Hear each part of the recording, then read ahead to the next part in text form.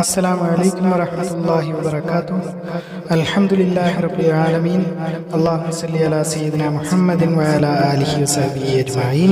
രക്ഷാധികാരി യതീമിൻ്റെ സമ്പത്ത് എങ്ങനെയാണ് കൈകാര്യം ചെയ്യേണ്ടത്, അതിൽ നിന്ന് അവൻ്റെ പണിക്കനുസരിച്ച് എന്തുമാത്രം തിന്നാം. വമാ ലിൽ വസിയ്യി അൻ യഅമൽ ഫിൽ മാലിൽ യതീമി വമാ യഅകുൽ മിൻഹു ബിഖദ്രി ഉമാലതിഹി. ഇബ്നു ഉമർ റളിയല്ലാഹു അൻഹു വിശദീകരിക്കുന്നു, അല്ലാഹുവിൻ്റെ റസൂൽ സല്ലല്ലാഹു അലൈഹി വസല്ലമയുടെ ജീവിതകാലത്തിൽ തന്നെ ഉമർ അദ്ദേഹത്തിൻ്റെ കുറച്ച് സ്വത്ത് ദാനമായി കൊടുത്തിരുന്നു. തമ്മ എന്ന് പറയുന്ന ഒരു ഈന്തപ്പന തോട്ടമായിരുന്നു അത്. ഉമർ പറഞ്ഞു, അല്ലയോ അല്ലാഹുവിൻ്റെ റസൂലേ, എനിക്ക് ഒരു തോട്ടമുണ്ട്, എനിക്കത് ഭയങ്കര ഇഷ്ടമുള്ള തോട്ടമാണ്, അല്ലെങ്കിൽ ഞാൻ നല്ല വില കൽപ്പിക്കുന്ന ഒരു തോട്ടമാണ്, അത് ദാനമായി കൊടുക്കാൻ ഞാൻ ഉദ്ദേശിക്കുന്നു. റസൂൽ സല്ലല്ലാഹു അലൈഹി വസല്ലം പറഞ്ഞു, ആ ദാനമായിട്ട് കൊടുത്തോളൂ എന്ന് പറഞ്ഞു.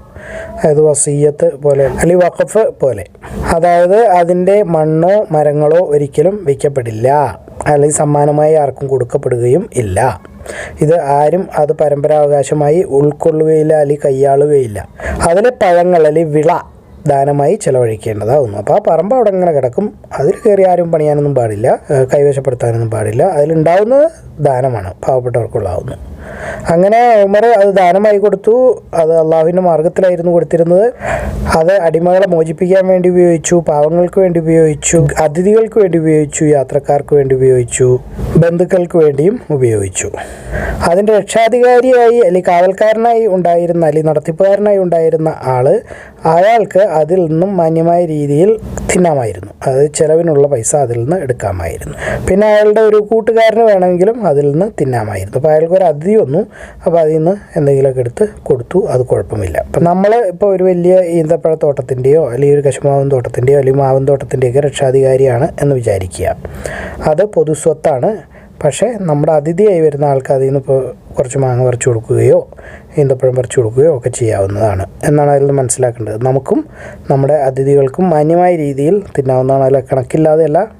അതുപയോഗിച്ച് സമ്പന്നനാവാനുള്ള ഉദ്ദേശവും ഉണ്ടാവരുത്. അപ്പോൾ ഇങ്ങനെ എടുക്കുക അതെടുത്ത് കൂട്ടി വെച്ച് സമ്പന്നനാവാനുള്ള ഉദ്ദേശവും പാടില്ല. പൊതു സ്വത്താണ്.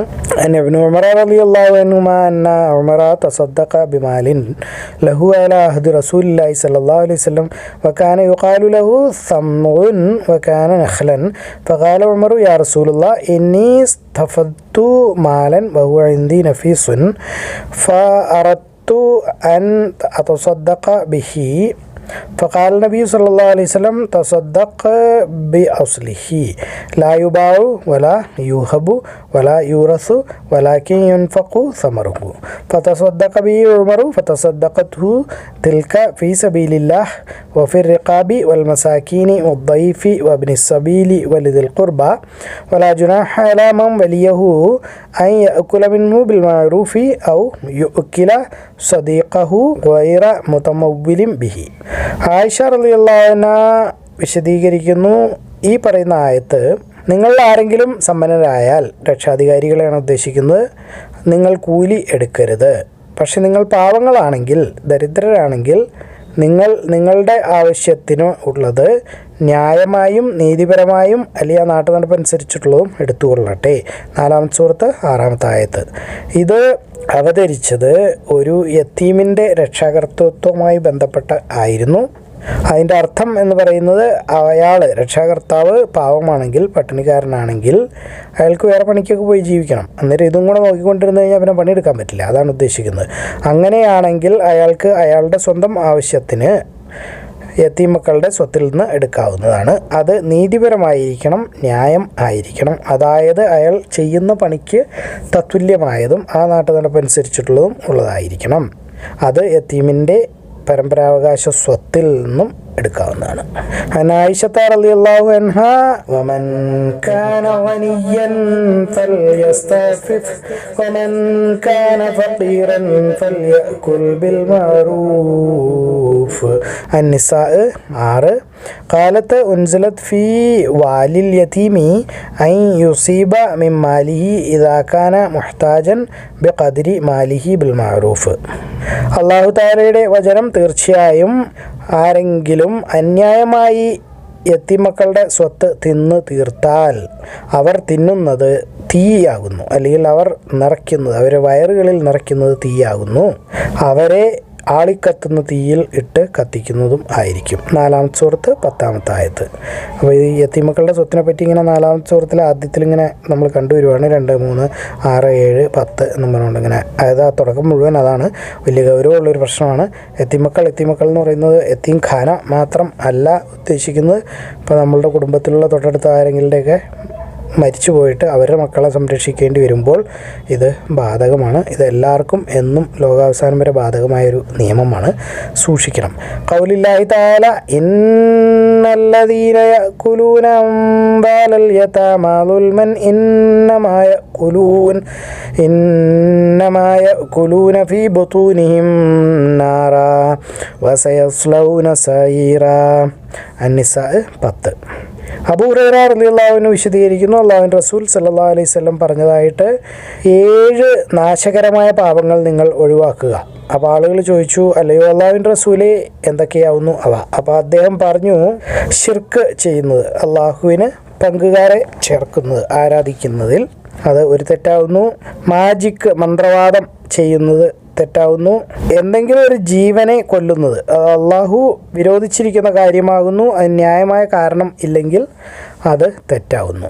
ന്യായമായ കാരണം എന്ന് പറയുന്നത് ഇസ്ലാമിക നിയമപ്രകാരം ന്യായമായിരിക്കണം. അതായത് ഭൂമിയിൽ കുഴപ്പമുണ്ടാക്കുക, ഫസാദ്, അങ്ങനെയൊക്കെയുള്ള കാര്യങ്ങളുണ്ട്. കൊലപാതകം, അതിന് പകരമായി ഒരാളെ കൊല്ലാം. അപ്പോൾ ഇസ്ലാമിക നിയമം അനുസരിച്ചിട്ട് അനുവദനീയമായ രീതിയിൽ അല്ലാത്ത രീതിയിൽ ഒരാളെ കൊന്നാൽ അതൊരു വൻപാപമാകുന്നു.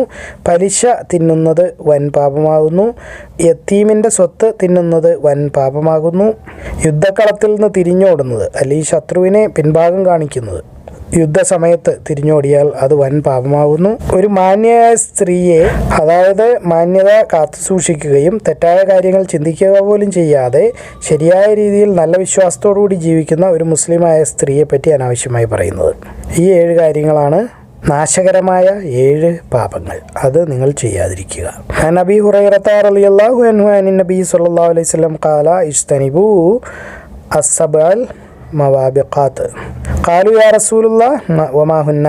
ഖാല അശ്ശിർകു ബില്ലാഹ് വസ്സിഹ്റു വഖത്ലുൻ നഫ്സില്ലതി ഹറമല്ലാഹു ഇല്ലാ ബിൽ ഹഖ് വഅക്ലുർ റിബാ വഅക്ലുൽ മാലിൽ യതീം വതവല്ലിയ യൗമസ്സഹ്ഫി വഖദ്ഫുൽ മുഹ്സിനാത്തിൽ മുഅ്മിനാത്തിൽ ആഫിലാത്ത്.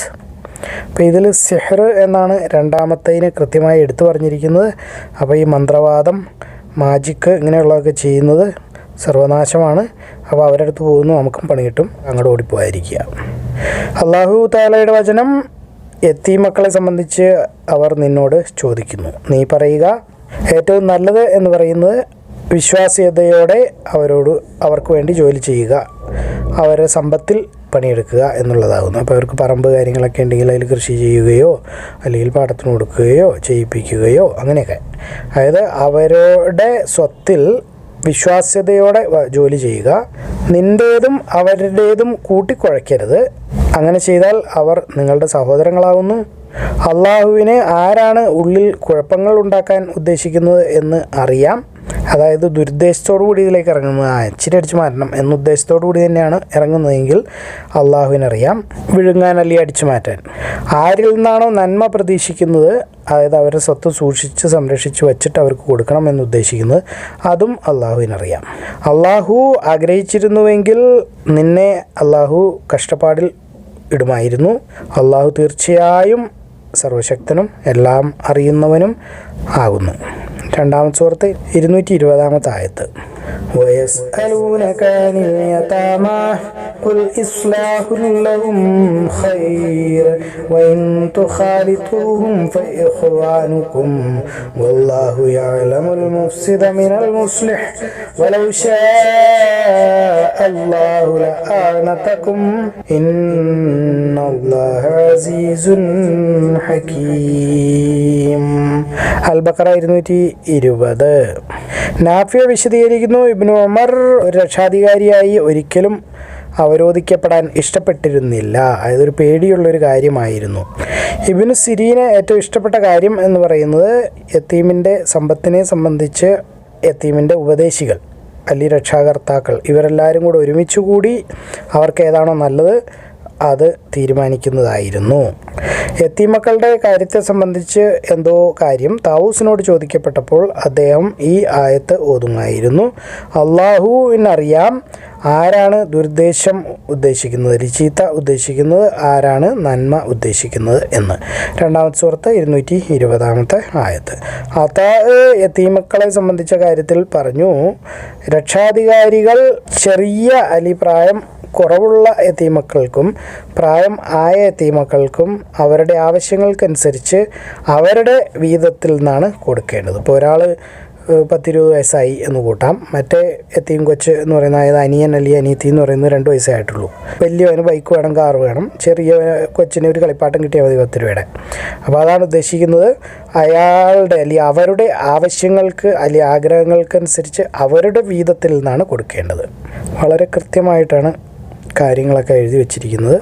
അൻ നാഫിൻ ഖാല മാ റദ്ദ ഇബ്നു ഉമറ അല അഹദിൻ വസിയ്യതിഹി വകാന ഇബ്നു സിരീന അഹബ്ബൽ ഇശ്യാഅ ഇലൈഹി ഫീ മാലിൽ യതീമി അൻ യജ്തമഅ ഇലൈഹി യുസഹാഉഹു വഔലിയാഅഹു فينظر الذي هو خير له وكان طاووس إذا سئل عن شيء من أمر اليتامى قرأ والله يعلم المفسد من المصلح.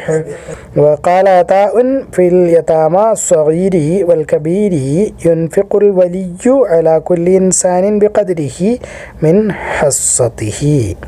ഒരു യത്തീമിനെ ജോലിക്ക് വയ്ക്കുന്നത് അല്ലെങ്കിൽ ജോലി കൊടുക്കുന്നത് യാത്രയിലും വീട്ടിലായിരിക്കുമ്പോഴും അത് ആ യത്തീമിന് ഉപകാരമുള്ളതാണ്. അതുകൊണ്ടാണ് ഇത് നിർബന്ധമാകുന്നു അല്ലെങ്കിൽ ഉത്തരവാദിത്തമാകുന്നു അവൻ്റെ ഉമ്മാടെ പേരിലോ അല്ലെങ്കിൽ അവൻ്റെ എളാപ്പായുടെ മേലിലോ ആ യത്തീമിനെ നോക്കി സംരക്ഷിക്കുക എന്നുള്ളത്. അവരുടെ രക്ഷാധികാരികളല്ലെങ്കിലും ഇപ്പം ഇനി എന്തെങ്കിലും കാരണവശാൽ സ്വത്തും കാര്യങ്ങളൊക്കെ നോക്കുന്നതും രക്ഷാകർതൃത്വം ഒക്കെ വേറൊരാളുടെ അടുത്താണ്. പക്ഷേ രണ്ടാനുമ്മ അല്ലെങ്കിൽ രണ്ടാം പാപ്പ ഉണ്ട്, 2ാം കെട്ട് കഴിഞ്ഞിട്ട്, അവരുടെയും ഉത്തരവാദിത്തമാകുന്നു. അൽ ഇസ്തിഖ്ദാമിൽ യതീമി ഫിസ് സഫരി വൽ ഹദരി ഇദാ കാന സ്വലാഹൻ ലഹു വ നളരിൽ ഉമ്മി ഔ സൗജിഹ ലിൽ യതീം.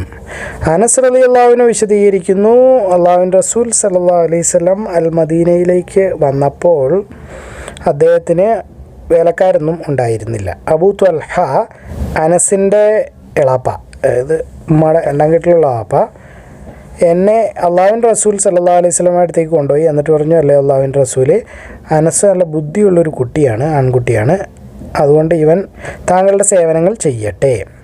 അങ്ങനെ ഞാൻ അദ്ദേഹത്തിൻ്റെ വീട്ടിലും യാത്രയിലും സേവിക്കുമായിരുന്നു. ഞാൻ എന്തെങ്കിലും ചെയ്താൽ അദ്ദേഹം എന്നോട് ഒരിക്കലും നീ എന്തിനാ അത് ചെയ്തത് എന്ന് ചോദിച്ചിരുന്നില്ല.